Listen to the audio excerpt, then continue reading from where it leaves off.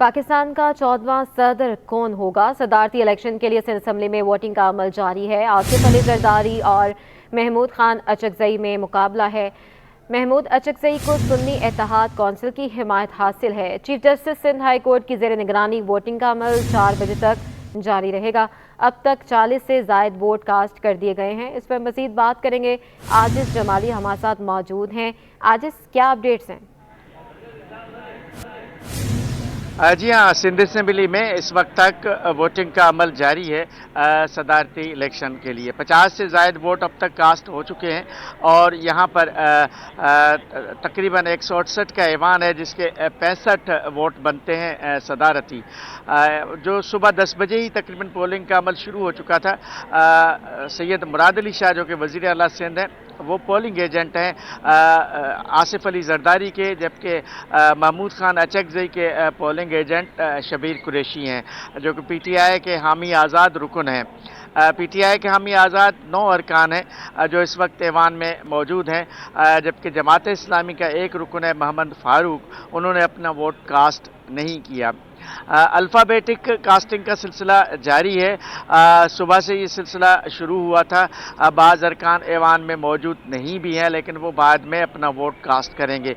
चूँकि 4 बजे तक वोट कास्ट करने का सिलसिला जो है जारी रहना है। 4 बजे के बाद वोटों की गिनती होनी है और उसके बाद जो नतायज होंगे उसका ऐलान होना है। सूरत हाल कुछ इस तरह की है सिंध असेंबली में कि जो आसिफ अली जरदारी हैं उनको वाज़े बरतरी हासिल है। चूँकि यहाँ पर पाकिस्तान पीपल्स पार्टी के 116 अरकान हैं, मुत्तहिदा कौमी मूवमेंट पाकिस्तान के 36 अरकान हैं, तो ये 152 अरकान तो ये बनते हैं जिनकी सदर आसिफ जरदारी को हिमायत हासिल है। 9 अरकान हैं सिर्फ ऐसे जिनकी महमूद खान अचकजई को जो वोट कर सकते हैं। जो रेशो है यहाँ पे सदारती वोट का वो 2.58 है, यानी 2.5 वोट से भी ज़ायद है। तो अगर 9 वोट कास्ट होंगे तो 3 से कुछ ज़्यादा वोट बनते हैं महमूद खान अचकजई के। यहाँ पर जमात इस्लामी का रुकन वोट कास्ट नहीं कर रहा है। अलबत्ता पीपल्स पार्टी के कुछ अरकान 3 वो अरकान हैं जिन्होंने मखसूस नशस्तों पे हल्फ तो लिया, लेकिन सिंध हाई कोर्ट का फैसला है कि उनके वोट जो हैं वो कास्ट नहीं होंगे, यानी कास्ट तो होंगे, काउंट नहीं होंगे, उनकी गिनती नहीं होगी। उन 3 वोटों को अलग एक एनवलप में डाल दिया जाएगा जो सदारती इलेक्शन के लिए उनकी काउंटिंग नहीं होगी। तो ये सिलसिला है सुबह से जारी है। अहम अरकान अब तक अपना वोट कास्ट कर चुके हैं। ख़ासतौर पे पाकिस्तान पीपल्स पार्टी के साबिक वज़रा हैं, उनकी बड़ी तादाद अपने वोट कास्ट कर चुकी है, लेकिन ये सिलसिला जारी है। 50 से ज़ायद वोट कास्ट हो चुके हैं। 168 का ऐवान है, तो ये 4 बजे से पहले ही वोटिंग का अमल तकरीबन मुकम्मल हो जाएगा, लेकिन चूँकि टाइम वक्त जो है वो 4 बजे तक है, तो 4 बजे तक पोलिंग का अमल जारी रहना है। जी ठीक है, आजिज जमाली हमारे साथ ही मौजूद रहिएगा। सिंध असम्बली में सदारती इंतखाबात का सिलसिला जारी है और असम्बली के बाहर सिक्योरिटी के कैसे इंतजाम किए गए हैं, ये बताने के लिए हमारे साथ मौजूद हैं शाहजेब हुसैन। शाहजेब, अपडेट कीजिएगा, कैसी सिक्योरिटी देख रहे हैं आप? जी बिल्कुल, जिस तरीके से सिंध असम्बली के अंदर से हमारे नुमाइंदे आजिज जमाली अपडेट कर रहे थे, तो मैं आपको सिंध असम्बली के बाहर की सूरत हाल अगर बताऊँ तो यहाँ पर सिक्योरिटी के गैर मामूली इंतजाम किए गए हैं। साउथ जोन पुलिस के 200 से ज़ायद पुलिस अफसरान और एहलकार तैनात किए गए हैं, जबकि स्पेशल ब्रांच और इसी तरीके से कानून नाफिज करने वाले इदारों के एहलकार तैनात हैं जो कि इस वक्त सिक्योरिटी पर मामूर हैं। अगर रास्तों के हवाले से बात की जाए तो इस वक्त आर्ट्स काउंसिल चौरंगी और इसी तरीके से सिंध असम्बली के तरफ आने और जाने वाले दोनों रास्तों पर जो है कोई रुकावट नहीं खड़ी की है, जबकि रुकने सिंध असम्बली जितने भी हैं उनका आना जाना असम्बली में लगा हुआ है। जबकि साथ ही साथ अगर मेरे कैमरामैन हैदर अगर आपको दिखाएं तो इस तरफ जो है देखा जा सकता है कि सिंध असम्बली जाने वाली शाहराह पर जो है पुलिस एहलकार तैनात हैं और यहाँ पर जो है चेकिंग भी की जा रही है मशकूक गाड़ियों की। जबकि साथ ही साथ अगर ट्रैफिक पुलिस के हवाले से बात की जाए तो ट्रैफिक पुलिस की जाने से कोई रुकावट नहीं लगाई गई है। गवर्नर हाउस से लेकर आई चंडीगढ़ रोड तक जितनी भी शाहराहें वो तमाम सड़कों को जो है खुला हुआ है। जबकि अगर साउथ जोन पुलिस के हवाले से बात की जाए तो उनकी जानिब से कहा गया है कि कोई आज मुखालफिन की जानिब से एहतजाज की कॉल तो नहीं, लेकिन किसी भी सूरत हाल से निपटने के लिए वो यहाँ पर तैयार हैं। सिंध असम्बली के चारों अतराफ पुलिस अफसरान व एहलकार तैनात किए गए हैं, जबकि अगर ट्रैफिक पुलिस की जानिब से बात की जाए तो यहाँ पर जो ट्रैफिक की रवानी है उसको बरकरार रखा जा रहा है। जी ठीक है, शाहजेब हमारे साथ ही मौजूद रहेगा। आजिज़ जमाली हमारे साथ मौजूद हैं। आसिफ अली जरदारी ने पार्लियामेंट को इख्तियारात दिए। पीपल्स पार्टी रहनुमा शर्जील मेमन कहते हैं आसिफ जरदारी ने इख्तियारात निचली सतह पर मुंतकिल किए।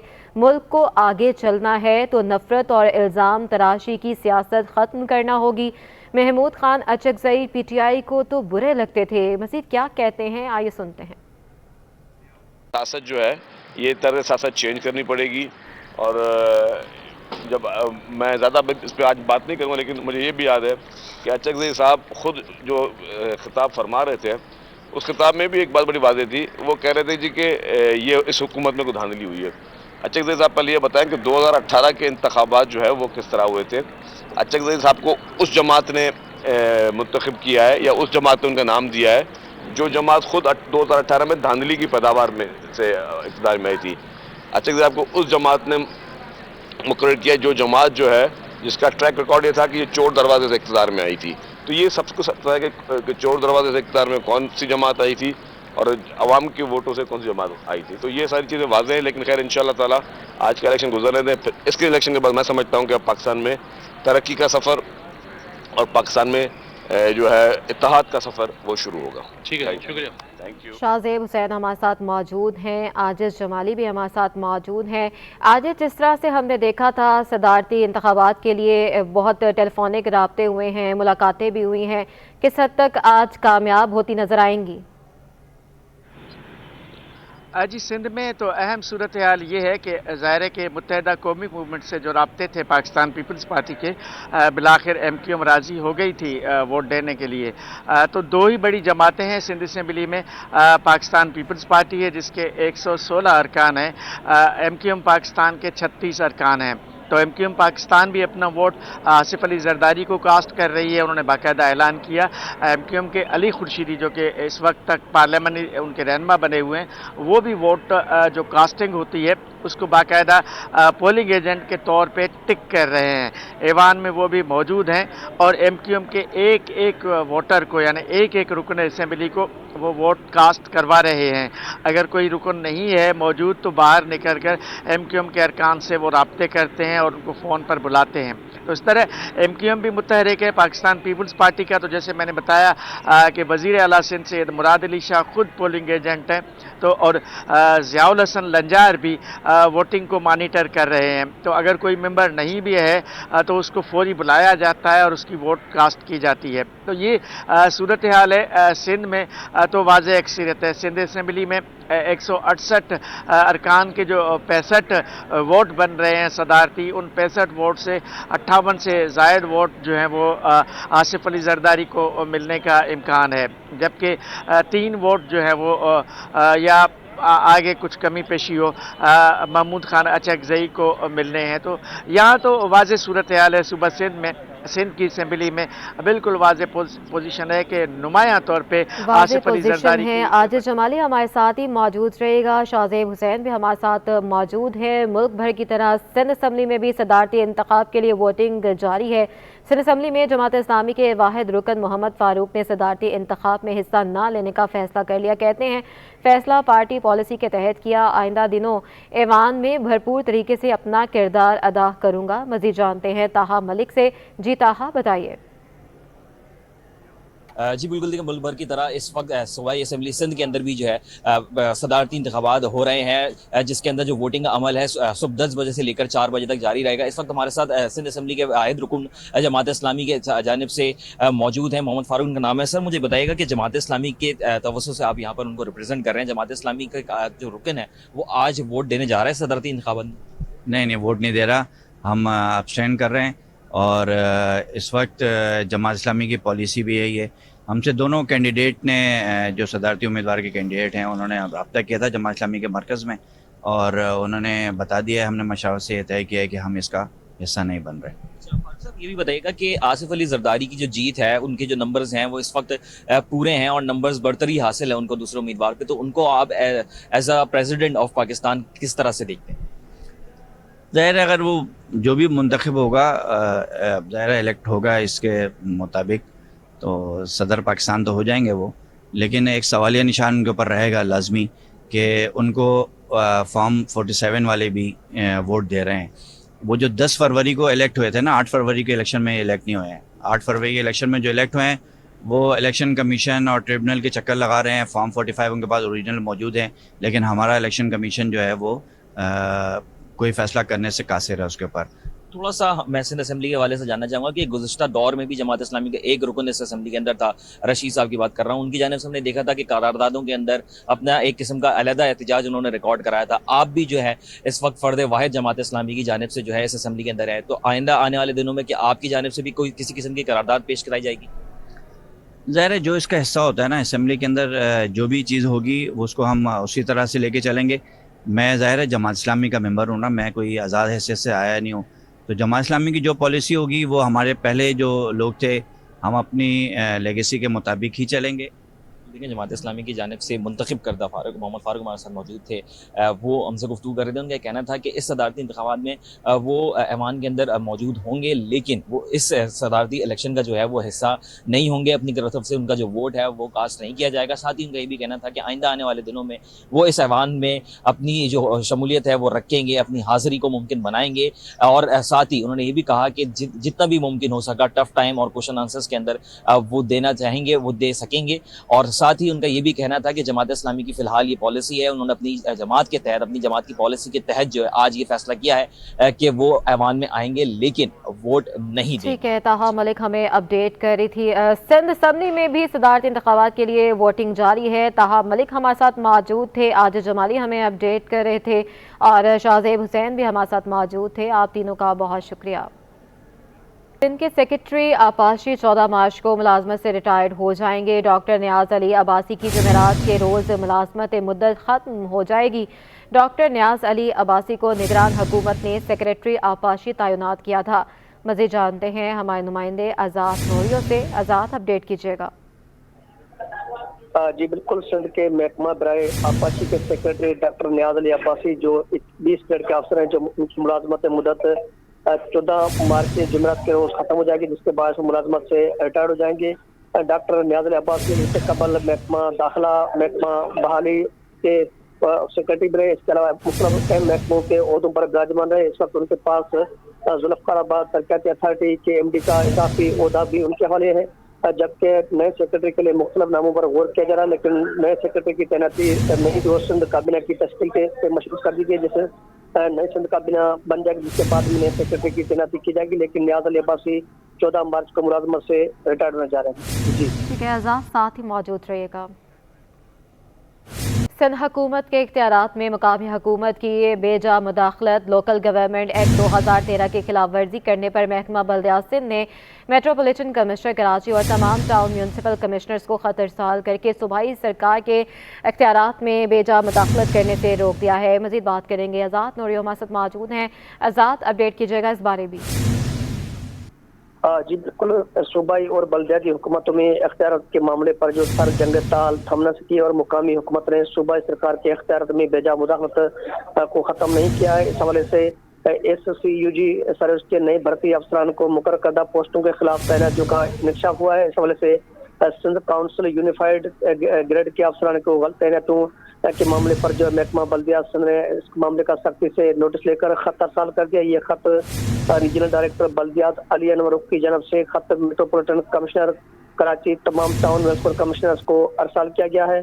खत में लिखा गया है कि SCUG सर्विस के जो अफसरान हैं उनकी तैनाती के मामले पर सख्त जो नोटिस लिया गया है। इसमें कहा गया है कि हुकूमत की तरफ से वाज़ेह करदा कानून, कवायद व ज़वाबित के रूह के साथ अमल नहीं किया जा रहा है। महकमा बल्दियात ने खत में लिखा है कि लोकल गवर्नमेंट एक्ट 2013 की शिक 5 पर अमल नहीं किया जा रहा है। खत में ये भी लिखा गया कि एक्ट के तहत कायम करदा कौंसल सूबाई फ्रेमवर्क वफादारी से वफाकी और सूबाई कवानीन पर अमल करने के पाबंद है, लेकिन अमल नहीं किया जा रहा है। खत में लिखा गया कि जो काम है उनके अंजामदही में काउंसिल हुकूमत के इख्तियार के इस्तेमाल में रुकावट या असर नहीं करेंगी, लेकिन काउंसिल जिम्मेदारी पर अमल दरामद करने के बजाय बेजा मुदाखल करके सूबाई इख्तियार जो उसमें मुकामी हुकूमतें अमल दखल करें, जिसके बाद उनको सख्ती से खत लिखकर रोका गया कि इस तरह के अमल को रोका जाए, वरना जो सिंध हुकूमत इख्तियार का गलत इस्तेमाल करने पर उनके खिलाफ सख्त तारीबी कार्रवाई अमल में लाएगी। जी ठीक है, बहुत शुक्रिया आज़ाद।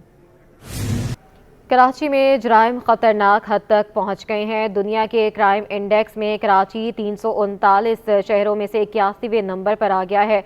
मज़ीद जानते हैं अनुषा जाफरी से। अनुषा, अपडेट कीजिएगा इस बारे। देखिए, कराची तरक्की कर किया, क्राइम इंडेक्स में कई शहरों से कराची आगे निकल गया। आलमी डेटाबेस में कराची जो है वो क्राइम इंडेक्स में 81 नंबर पर जो है वो मौजूद है। दुनिया के 339 शहरों में कराची का 81 नंबर है। कराची 6 माह में क्राइम इंडेक्स में 14 दर्जा जो है वो ऊपर आया है, जबकि कराची 6 माह में क्राइम इंडेक्स में जो है वो 14 दर्जे ऊपर आने के साथ साथ कराची 6 माह पहले क्राइम इंडेक्स में जो है वो 94 नंबर पर जो है वो था। जबकि जो नेम्यू दुनिया का सबसे बड़ा जो है वो डेटाबेस है, असले के जोर पर लूटमार की वारदातें बुलंद तरीन सतह पर मौजूद है। वारदात के दौरान जख्मी किए जाने वाले शरह भी जो है वो कराची में बुलंद होती हुई नजर आ रही है। स्ट्रीट क्राइम की शरह भी 65% से ज्यादा जो है वो बताई जा रही है। तकरीबन 66% लोग जो है वो लुट जाने के खौफ का शिकार जो है वो है। जो रिपोर्ट हमारे सामने आई है उसके मुताबिक साल 2021 में कराची क्राइम इंडेक्स में 121 नंबर पर जो है वो मौजूद था। बदअनवानी और रिश्वत सतानी में कराची जो है वो बुलंद तरीन सतह पर जो है वो नजर आ रहा है, जबकि कराची इंडिया के शहर दिल्ली और गाजियाबाद से जो है वो नीचे है। क्राइम इंडेक्स में कराची तेहरान से भी जो है वो नीचे है। जी, बहुत शुक्रिया अनुषा। सिंध हाई कोर्ट में बनारस चुरंगी पर पाक की जमीन में कब्जे के केस की समाअत हुई। एडिशनल डायरेक्टर KDA ने रिपोर्ट पेश कर दी। मजीद इस पर बात करेंगे मुमताज जमाली से। मुमताज, अपडेट कीजिएगा। बिल्कुल, आज सिंध हाई कोर्ट कराची में बनारस चौरंगी पर कराची की जमीन पर कब्जे से मुतल्लिक केस की समाअत हुई है। KMC की जानिब से गैर कानूनी अलॉटमेंट, पोजीशन और लीजेस में मुलव्वस होने का इंकशाफ हुआ है। एडिशनल डायरेक्टर KDA की जानिब से रिपोर्ट अदालत में पेश की गई है। रिपोर्ट के मुताबिक अदालती हुक्म पर सेक्टर 5B में रफा इत्तलात नंबर SPA/2 का स्कीम 27 की इंस्पेक्शन कर ली गई है। पार्क की जमीन पर 10 नई दुकानें तामीर कर दी गई हैं। रिपोर्ट में ये हैरान कर इंकशाफ हुआ है। KDA की रिपोर्ट में ये भी इंकशाफ हुआ है कि तमाम उन दुकानों की लीज साबिक प्रोजेक्ट डायरेक्टर औरंगी टाउन ने 2014 में जारी की थी। तमाम खेल के मैदान, पार्क और सड़कें KMC के पास हैं। रिपोर्ट के मुताबिक सड़कों से तजावजात का खात्मा KMC का काम है। KMC ने टाइटल डॉक्यूमेंट, लीज अलॉटमेंट जाली जारी किए हैं, जबकि अदालत ने KMC को पाक की जगह से तजावजात के खात्मे का हुक्म दे दिया है। अदालत ने तजावजात का खात्मा करके 2 अप्रैल तक रिपोर्ट की तलब कर ली है। पाक की जमीन पर कब्जे के खिलाफ इलाका वकीलों ने अदालत से रिजू किया था। दरख्वास्त जाकिर खान ने मौक़िफ़ अख्तियार किया कि जाली दस्तावेजात के आड़ में खेल के मैदान पर दुकानें तामीर की गई थी। जी, बहुत शुक्रिया मुमताज। कमिश्नर कराची ने अंडों की कीमत कम करने की बजाय 23 रुपये इजाफा कर दिया। अंडों की फी दर्जन कीमत 263 रुपये हो गई है। दुकानों पर 270 रुपये में फ़रोख्त होने लगे हैं। दुकानदारों का कहना है कि एक हफ्ते में अंडे की फी दर्जन कीमत में 30 रुपये का इजाफा हुआ है। मज़ीद जानते हैं अयाज राना से। जी बताइए।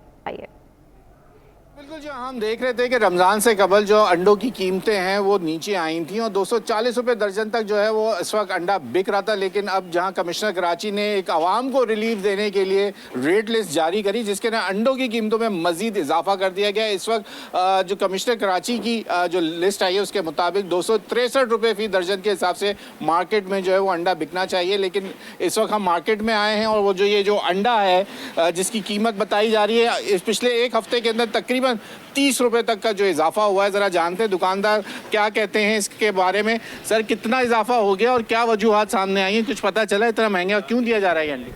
एक तो ये पोल्ट्री फार्म वालों को मिल गया है बोनस सर्दी, जो बैक टू की है सर्दी ने, उस वजह से इनको जो है बोनस मिल गया है और इनका जैकपॉट निकल आया। पिछले एक हफ्ते में दर्जन पे 30 रुपये बढ़ चुके हैं और एक अंडा जो पहले 20 रुपये का तकरीबन पूरे पाकिस्तान में बिक रहा था, वो अभी कराची में तो 20 से 25 के दरमियान चल रहा है और पंजाब में 30 रुपये तक पहुंच गया सर्दी की वजह से। क्या ये अंडों की कीमतें बरकरार रहेंगी? रमज़ान में आवाम को रिलीफ मिलेगा या मजीद और कुछ महंगा होने का चांस है? ये तो इन माफिया के हाथ में है। अगर कमिश्नर साहब सख्ती करेंगे तो इस रेट पे भी काबू पाया जा सकता है। जिस तरह दूध के रेट पे 8 महीने से काबू पाया हुआ, इस पर भी पाया जा सकता है। जैसे दुकानदार का कहना है कि पिछले एक हफ्ते के अंदर अगर बात करें तो 30 रुपए तक का जो इजाफा है, और जहां कमिश्नर कराची दावा कर रहे थे कि लोगों को रमज़ान में रिलीफ मिलेगा, तो उनकी लिस्ट के मुताबिक जो 263 रुपये जो है वो लिस्ट है, लेकिन अभी भी मार्केट में 270 रुपये तक जो है वो मार्केट में अंडा फ़रोख्त किया जा रहा है। जी, मुनाफाखोर रमज़ानुल मुबारक से कबल ही सरगर्म, फलों की कीमतें आसमानों पर पहुंच गई हैं। कमिश्नर कराची की लिस्ट को भी फल फरोशों ने हवा में उड़ा दिया। मज़ीद जानते हैं मीर कैरियो से। जी बिल्कुल, रमज़ानुल मुबारक की आमद है और कराची में जो दीगर इशा की तरह फलों की कीमतों में भी उतार चढ़ाव आ रहा है। जो कमिश्नर कराची की तरफ से मुकर्रर कीमत है उससे जो है मुख्तलिफ जो फल है उनकी कीमतों में इजाफा है। और वो इजाफा क्यों है, केलों की कीमतों में, तरबूजे की कीमतों में और दीगर जो फल है उनकी कीमतों में इजाफा क्यों है, उस सवाल से हम बात करेंगे। एक जो है ठेले वाला एक फ्रूट जो है फ़रोख्त हमारे साथ मौजूद। सर बताइएगा कि ये जो केला है वो किस तरह आप दर्जन दे रहे हैं? केला ये वाला जो है फुल फ्लेवर वाला केला है 350 रुपये दर्जन है। तो जो कमिश्नर कराची का रेट है वो तकरीबन 158 रुपये, वो क्यों? तो वो तो हल्का वाला होता है, 1 नंबर 2 नंबर ये सब चीज़ में होता है। वहाँ पे ये थोड़ी ये बताएंगे कि भाई ये चीज़ भी ये रेट पे बेचता है। सेब क्या हिसाब दे रहे हैं आप? गोल्डन सेब वो फाइनल 300 रुपये का है, वैसे हम लोग 350 बेचते हैं। और तरबूजे की क्या कीमतें चल रही हैं? तरबूज तो 200 रुपये किलो है। और उसके अलावा जो खरबूजा है और जो स्ट्रॉबेरी है, अमरूद है, वो चीज़ें सस्ता है। अमरूद 150 का किलो है और स्ट्रॉबेरी 500-400 रुपये किलो होगा और खरबूजा 150 रुपये किलो है। लेकिन वो चीज़ें स्टोर वाला, जो चीज़ें स्टोर नहीं होता है वो सस्ता होता है। जो चीज़ स्टोर होता है जैसे किनो है, केला है, ये सब महंगा हो गया। जी बिल्कुल, आपने जो फ्रूट फ़रोख्त थे उसकी बातें सुनी, जो फ्रूट फरोश है उसकी बातें सुनी। उनका कहना था कि मंडी में जो है हमें भाव महंगा मिल रहा है, नरखें जो है मंडी से ही महंगी, इसलिए हम महंगी बेच रहे हैं। इनका कहना था कि जो कीमतें हैं वो उन्होंने खुद से नहीं बढ़ाई, वो मंडी से ही बढ़ी हुई। जबकि जो सेब की गोल्डन सेब है जो बाहर से आता है उसकी कीमत कमिश्नर कराची की 219 रुपये मुकर्रर है, जबकि वो मार्केट में जो है 80 से 100 रुपये महंगा फ़रोख्त हो रहा है। जी, आपको बताएं कि सिंध हुकूमत ने महकमा कॉलेज तालीम में 20वें ग्रेड के मज़ीद 2 नए ओहदे शामिल करने का फैसला कर लिया है। महकमा कॉलेज तालीम ने नए ओहदों पर भर्तियों के लिए पॉलिसी बनाने के लिए सेक्रेटरी अमल दरामद को ख़त लिख दिया है। इस सवाल से मज़ीद जानते हैं आज़ाद नोरियो से। आज़ाद, बताइएगा। जी बिल्कुल, सिंध सरकार ने महकमा कॉलेज तालीम में मजीद 20 ग्रेड के 2 ओहदे बनाने का फैसला कर लिया है। इस हवाले से 20 ग्रेड का सीनियर चीफ डायरेक्टर फिजिकल तालीम और 20 ग्रेड का सीनियर चीफ लाइब्रेरियन की भर्तियाँ की जाएंगी। इस हवाले से महकमा कॉलेज तालीम में बाकायदा तौर पर एक खत जो सेक्रेटरी महकमा बराए अमल दरामद को अरसाल कर दिया है। इस हवाले से खत में लिखा गया है कि 2 पोस्टों पर अफसरान की भर्तियों के लिए नई भर्ती पॉलिसी, कवानीन व कवायद बनाने की सिफारिश की गई है। इस हवाले से खत में लिखा गया कि फौरी तौर पर नई भर्ती के लिए कवानीन व कवायद बनाकर महकमा कॉलेज तालीम को अरसाल किए जाए। इस हवाले से जैसे नई पॉलिसी, कवानीन व कवायद बनाए जाएंगे, जिसके बाद ये भर्तियाँ सिंध पब्लिक सर्विस कमीशन के जरिए 20 ग्रेड के 2 अफसरान की जाएंगी। बहुत शुक्रिया।